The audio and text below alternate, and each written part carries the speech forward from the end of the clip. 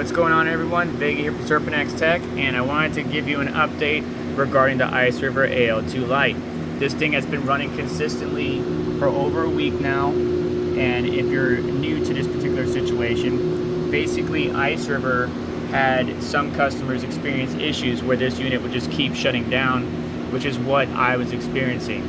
A lot of information has come to light. Iceriver has released a firmware which did resolve my issue, but others report where their miner might be online or running but not hashing, meaning they're still drawing power, they're still paying for the cost of electricity, but they're not actually getting any hash rate.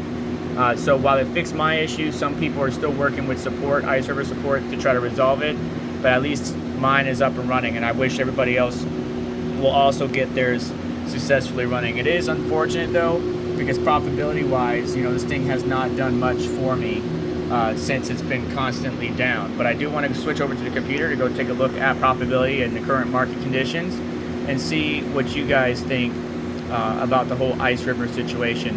Definitely let me know in the comments, but let's go switch over to that computer.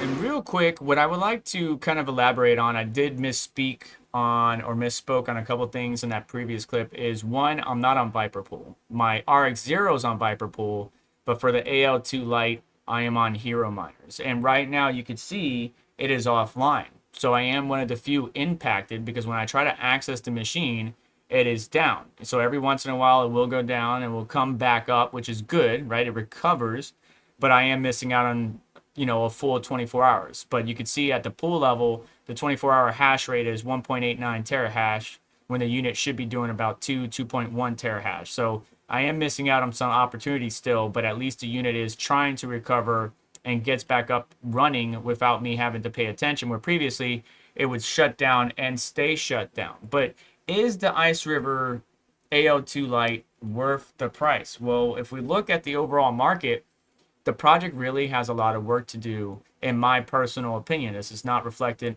on the project and the people within the project, but you came out and the ASIC started to run rampant. They're in the hands of consumers, large scale, mid scale, small scale miners, and now the amount of selling pressure is outstripping the price appreciation that this project could see. And here we are, 15 cents per kilowatt hour. I'm making $1.30 a day, but after the cost of electricity, I'm at negative 51 cents a day.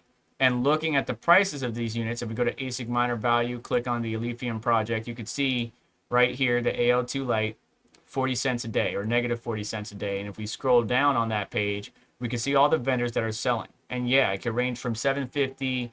The lowest one I saw was 500, which you always want to double check and make sure that that listing is accurate, because the links might not be. But yeah, 500 bucks from Zion Mining.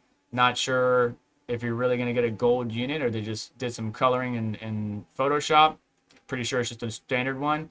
But yeah, unfortunately, everyone else is at 750 plus. Look at this, 750, 866, 850, Coin Mining Central, $1,000 for a unit that's making negative 51 cents at the cost of electricity. Not very good. Now, if you don't have to pay for electricity, yeah, you're making $1.30 a day. Congratulations.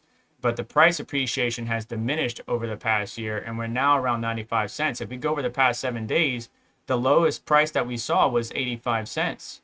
Will it recover? And I know the rest of the market has diminished. The altcoins have fallen because Bitcoin was on the rise, making a new all-time high, at least at time of recording. And usually when Bitcoin rises, the altcoins suffer, but then the altcoins, as Bitcoin chops sideways, will recover. So hopefully Alephium can recover, get back over that dollar mark, and make these machines more profitable. But asking $1,000, or even in my opinion, $700, $750 is a bit too much. I would say if you can get one of these miners for around $450 or less, maybe it might be a good opportunity, but you need to make sure that your convictions in the project, the overall project that you're focusing on mining, is strong. Like I'm all for script mining, right?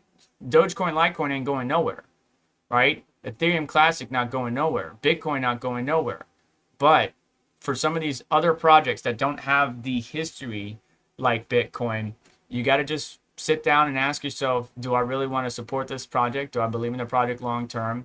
Is this machine going to be profitable more than 3 months? Because that's what's been happening. At least what I'm seeing is Radiant, Alephium, other projects, they come out, right? They're doing good. They start getting some hype, some attention. Now you got manufacturers creating ASICs for it. People buy a bunch of it, and then they start mining it, pushing the net hash and difficulty up. And thus, if the project can't do better and kind of keep stirring up growth and keep stirring up trading potential, then the sell pressure outstrips the price action, and then here we are. So hopefully Alephium will recover, but the main thing is I'm not having the random shutdowns. I am still having issues, but at least it's not waiting there, sitting there waiting for me to go to the machine to power it back on. It does recover after X amount of time. I hope that Iceriver will come out with a better firmware, and I hope that Iceriver would do a little bit better in the future and be more transparent about these kind of issues. We've seen issues in the past with their KS3s, like thermal application and some of the issues that people were impacted by. I think we've seen some of this as well, the same random shutdown on the AL2 Lite previously on the KS2 Lite. And I just want to see Iceriver do a little bit better about being more open, transparent, working with the community, so on and so forth. It's unfortunate. I'm interested to know if you're still one of the users being impacted by the issue or any issues with the AL2 Lite. Let me know down in the comments. And if you did apply the firmware, how has your experience been? My experience has been okay. We're still missing out on some opportunities and profitability, but it's better than what it was. And I hope that Iceriver comes out with another firmware revision that will improve it. But they just tell us or ask that we communicate with them. And I provided all the support information and the links to create a support ticket in my previous video, but I'm not sure what the progress is with that. Again, I'm only one sample set. The rest of you, the community, are really the pulse on how things are going and if this issue is being resolved or we still have some lingering problems that we need to address. And I'm assuming we have some lingering problems, but you let me know down in the comment section below, and that's going to do it for today's video. Basically, in summary, with the AL2 Lite, I can make $1.30 a day if I didn't pay for electricity, but because I pay for electricity, I'm making negative 50 cents a day. At the cost of the unit of $750 plus, I don't recommend it personally, but if you can find it for $450 or lower or around $450, it might be a good option to buy. But again, look at the project and whether or not, and understand whether or not you believe in it, and understand the risk as well. Understand your risk tolerance. But that's going to do it for today's video. So do me a favor on the way out, hit that like button, get subscribed, hit the notification bell to stay up to date. So let's check out additional links in the description to help support the channel and what we do here. And you just have yourself a wonderful day. Take care. I'll catch you next one.